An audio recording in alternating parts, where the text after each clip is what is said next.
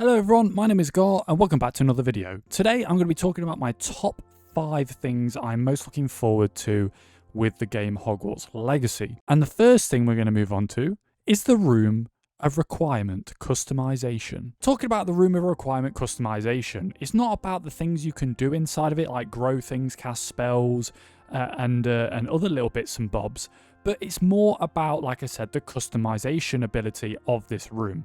There is so much, not just placing down certain things on the floor, but I mean changing the colour, the shape, the size. All of these little details really makes this Room of Requirement feel like a home or a base where you can go back to after a long day of scavenging, maybe harvesting, maybe fighting enemies and doing missions and doing quests.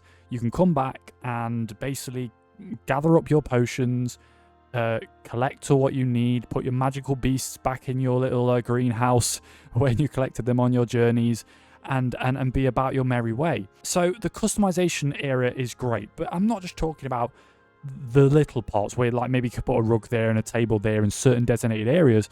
From what we've seen in the gameplay showcases, it seems to me that you can place pretty much anything anywhere. And like I said, with the size and the colour and the shape, you can move it wherever you want, so you can really make this room look exactly how you want it to look. And the one question that I'm also curious about is maybe these things that you can place in the room requirement, you can actually gather on missions or quests while you're out there. Maybe you have a quest and you have a special item that you may obtain after said mission, and that mission or goal that's achieved gives you a table or gives you a picture frame which has a picture of the person that you fought or maybe the person you've helped. And just little memorabilia that makes you look at the room requirement and go, I know where I got that from, I know where I got that from. It really makes you sit there and think about the absolute awesome place and world that you're actually living in and who you're helping or maybe who you're fighting. So that is the Room of Requirement customization, and that is at my number 1 spot. Now, moving on to number 2 is magic, classes, and lessons you can do within Hogwarts. The one thing I'm very interested about or intrigued to see is to figure out what things you can actually learn inside of it. Are these lessons that you go to just part of a quest, just part of a storyline, or are they lessons that you can attend and actively sit down in, participate in, learn from, and be very immersed within the world? And maybe is it something that isn't really necessarily going to help you to a quest or a storyline, but is it going to help you improve your magic casting in like maybe combat arts or something else? So that's one thing I am interested about, is if that is a thing within the game. I know you obviously can attend lessons, but if that's something you can just attend on your own accord whenever you want, when obviously within the hours of the lessons that start, that will really embed you within the game so much more. Just like the customization features in the Room of Requirement, it will really give you that really great feeling that you're in a wizarding world. And trust me, I cannot wait to see if that's an actual thing. Of course, if it isn't, it isn't. But of course, you can go to those rooms within Hogwarts, I'm assuming, and have a look around them to see what there is. But that is my number 2, and that is magic lessons and classes within Hogwarts Legacy. Now, on my number 3 list is house interactions or common house interactions. What I mean by this is that you obviously choose a house or you get selected to be in a house. My example being Gryffindor. You get selected to be in a house and you communicate with your fellow students within other houses like Hufflepuff, Ravenclaw, Slytherin, so forth. And I wonder how that will interpretate into games and quests. Will certain people, maybe not in the school, or maybe in the school, that you need help from, will they give you a tough time maybe because you've chose Slytherin or you are in Slytherin house? Maybe they think Slytherin house never helped me, I don't want your help, get out of here. Or maybe because you're in a more friendlier house, let's say, or a more trusted house, let's say like Hufflepuff or something, being down to earth, well in touch with nature and so forth, maybe that actually helps you in quests. Maybe it helps you with interactions with your day-to-day students, that they think you're a bit more of a nicer person because you're in a certain house. I wonder how those house interactions will interpret, and I'm Correct me if I'm wrong, but I believe there is there isn't a morale system in this game. So when you make certain decisions, it's not going to affect your character.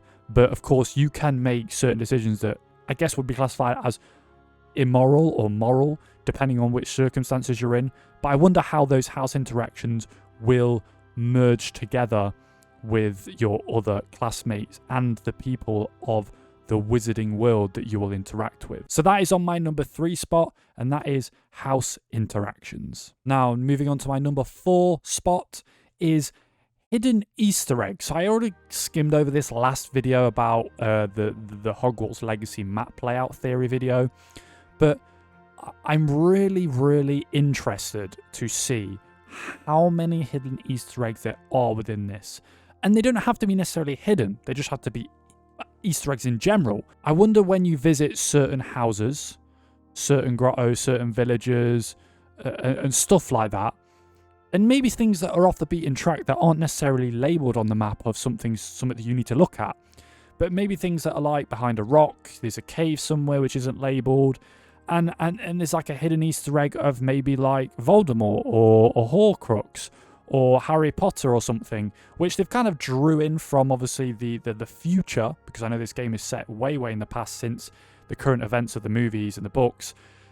I wonder how much stuff there will be for you to discover. It won't just make it interesting, it will make it playable for years on years, because if these Easter eggs are necessarily hard to figure out, hard to spot, then of course these will keep being discovered over and over again, and the replayability of this game will be immense. People will obviously level up their characters, they'll try and get certain locations which maybe they weren't strong enough or high enough level to get to before, and that will help them discover the more secrets of maybe things like what was hiding in is there more details to the Forbidden Forest, because we know the Forbidden Forest is a big place and has loads of mythical creatures there, but there may be some other secrets that we do not know about yet, and we might be able to discover within this game. And that goes for anywhere amongst the world, not just the Forbidden Forest, just general forests, castles, buildings, whatever, Hogwarts itself. So this is something that I'm very excited about as well. And that is my number 4 spot, and that is hidden Easter eggs. Now, moving on to my number 5 spot is puzzles. There hasn't been much detail about puzzles yet. We know they obviously exist. They know there's certain things like maybe you need to cast a spell to fix something. Maybe there's a certain area that you need to go to unlock a doorway. So we know there's a lot of hidden things going on. And obviously it's a very magical place, so anything can happen in a puzzle. But of course, puzzles itself will definitely trigger that replayability as well. And a thing I refer to quite often with replayability is the game Skyrim, which has loads of different puzzles with the Dwemer, with the Dragon Claws, and just those little things of like revolving pictures where you can open up certain doorways by pulling a lever. Of course, I'm assuming that's going to be more intricate within this game due to it being magic-based, or heavily magic-based compared to Skyrim. But that is one thing that I am really excited about. And just to say, I cannot wait for those hidden puzzles to be figured out and for myself to have a crack at them. Because who doesn't want to have a crack at some puzzles? These haven't been in any specific order to what I've done. So number 1 isn't the best, and number 5 isn't the best, and so forth. They're just the 5 things I'm looking forward to with Hogwarts Legacy before the game comes out. There hasn't been much content since the last video that was released, which was kind of like a fireplace in each common room. There's not really been much other content released apart from little clips on Twitter here and there. So I think at the moment we are pretty much set and ready for the 7th of Feb this year for it to be released, and yeah, I cannot wait. And you'll see content of Hogwarts Legacy from this channel when it's released on that date. Anyway, I hope you've enjoyed this video. I certainly have, and I'll see you in the next one. Peace out.